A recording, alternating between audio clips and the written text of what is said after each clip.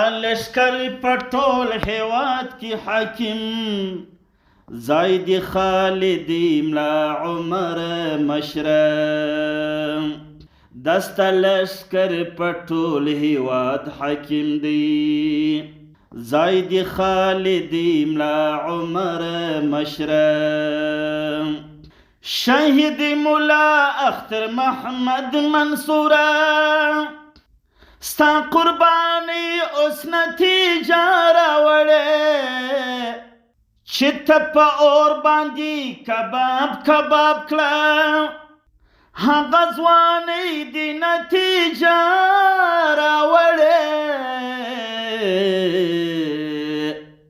رب دې قبول کړه شهادت په در کې امیر سر میر شهید رهبر مشره اوس مو سلام